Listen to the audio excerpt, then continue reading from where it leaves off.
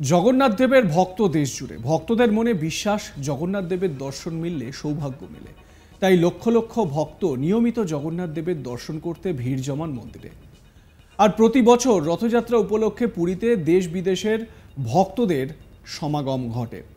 তবে শুধু জগন্নাথ দেবের দর্শন নয়, এই পুরীর মন্দির ঘুরে দেখতেও ভক্তদের মধ্যে উৎসাহ দেখা যায় প্রবল। এই মন্দিরে এমন কিছু রহস্য রয়েছে যার উত্তর কয়েকশো বছরেও মেলেনি। অনেকেই মনে করেন মন্দিরের এই রহস্যই ভক্তদের আরও টানে, ভক্তদের মধ্যে জগন্নাথ দেবকে আরও প্রসিদ্ধ করে তোলে। পুরীর মন্দিরের নিচে গোপন কুঠুরি নিয়েও মানুষের কৌতূহলের শেষ নেই। লোকমুখে শোনা যায় এই কুঠুরিতে নাকি ঠাসা আছে মণিমাণিক্য সোনাদানা। এই সম্পত্তির বহর কত তা কেউ জানে না। আবার দেখা যায় মন্দিরের ধ্বজাটি হাওয়ার উল্টো দিকে উঠতে থাকে। এমনই আরও একটি রহস্য রয়েছে মন্দিরের তৃতীয় সিঁড়িটিতে। কি রয়েছে সেই সিঁড়িতে?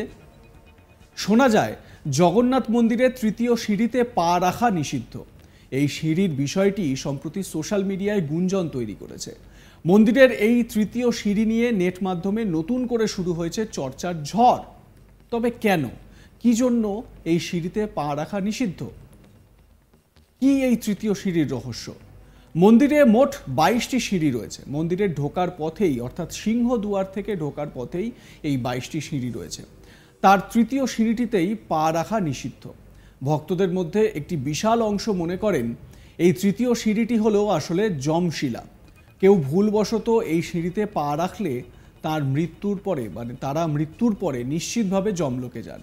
কারণ এই তৃতীয় সিঁড়িতে পা রাখলে অর্জিত পুণ্য সব নষ্ট হয়ে যায় বলে মনে করা হয়। তার জেরেই যমালয়ে যাওয়া নিশ্চিত হয়ে যায়। তাই এই সিঁড়িকে নিষিদ্ধ বলেই মনে করেন তারা। এই সিঁড়িতে পা রাখা আটকাতে তাই সিঁড়িটি কালো রং করে দেওয়া হয়েছে। আর এটাই এই সিঁড়ির রহস্য। পৌরাণিক কাহিনী থেকে জানা যায় একবার যমরাজ ভগবান জগন্নাথের কাছে যান। পরাজিত হয়ে যমরাজ জগন্নাথ দেবকে বলেন, প্রভু, এই মন্দিরে আপনার দর্শন পাওয়া মাত্র সমস্ত ভক্তের পাপ যেন মিটে যায়, কাউকে যেন আর যমলোকে যেতে না হয়। যমরাজের সেই কথা শুনে জগন্নাথ দেব বলেছিলেন, আপনি এই মন্দিরের তৃতীয় সিঁড়িতে বিরাজমান হন। আমার দর্শনের পর যারা এই সিঁড়িতে পা ফেলবেন তাদের অর্জিত সমস্ত পুণ্য নষ্ট হবে, তা পাপে পরিণত হবে, তারা যমলোকে যাবেন। এই পৌরাণিক বিশ্বাসই আজও চলে আসছে।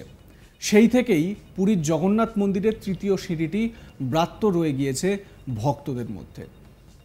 আর এই থেকেই এই কথা বা এই পৌরাণিক কাহিনী সামনে এসেছে। এবারে এই পুরীর মন্দিরের রহস্য অনেক। যেরকম আপনাদের আগেই বললাম যে পুরীর মন্দিরের যে ধ্বজাটি রয়েছে বা যে পতাকাটি রয়েছে, সেই পতাকাটি হাওয়ার বিপরীতে ঘোরে এবং সেই পুরীর মন্দিরের ধ্বজার ওপর থেকে কাকপক্ষীও ওড়ে না সেখান থেকে। এমনকি প্লেনও ওই জায়গা থেকে, মানে ঠিক ওই এক্স্যাক্ট পজিশন থেকে প্লেন ওড়ে না। এই রকম নানান রহস্য রয়েছে পুরীর মন্দিরকে কেন্দ্র করে। কিন্তু এর কোনো সায়েন্টিফিক ব্যাখ্যাও পাওয়া যায়নি। কেন পুরীর মন্দিরে যে ওই ধ্বজা হাওয়ার বিপরীতে ঘুরছে, এর কোনো সায়েন্টিফিক ব্যাখ্যা পাওয়া যায়নি।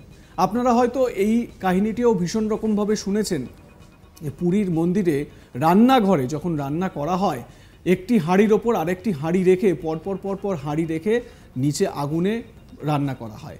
এবং খুব ইন্টারেস্টিং হচ্ছে যে সবার আগে নিচের হাঁড়ির রান্না হয় না, সবার আগে একদম ওপরে যে হাঁড়িটি রয়েছে সেই হাঁড়িটির রান্না হয় সবার আগে, আর সবার শেষে একদম নিচে যে হাঁড়িটি রয়েছে সেই হাঁড়ির রান্না হয়। আশ্চর্য হলেও এটাই নাকি সত্যি পুরীর মন্দিরে। এবং পুরীর মন্দিরে কোনো লজিক, কোনো সায়েন্স সেখানে কাজ করে না। বলা হয় ভগবান জগন্নাথ তাঁর ইচ্ছানুসারেই সেখানে কাজ হয়। জগন্নাথ দেব নিজের মতন করে তার ভক্তদের জন্য এবং পুরীর মন্দিরের যারা পাণ্ডারা রয়েছেন বা যারা কাজ করেন, সেবায়িতরা রয়েছেন, তাদের জন্য বিশেষ বার্তা বিভিন্ন সময় দিতে থাকেন। কখনো পুরীর মন্দিরের একেবারে ওই টপ থেকে, একদম ওই উঁচু শৃঙ্গ থেকে কখনো একটা বিশাল বড় পাথর নিচে নেমে পড়ে আসে, কখনো বা অন্য কোনো ইঙ্গিত। এরকমভাবে জগন্নাথ দেব ইঙ্গিত দিতে থাকেন তার ভক্তদের জন্য। কথিত রয়েছে যে জগন্নাথ দেব তিনি রথযাত্রায় বেরোন এবং সেই রথযাত্রাতেও বিপুল সমাগম তো হয়, আপনারা দেখেইছেন। তো পুরীর মন্দিরের এই যে রহস্য বা এই যে তার মায়া, সেটা অমন। আপনাদের কেমন লাগলো জানাতে থাকুন।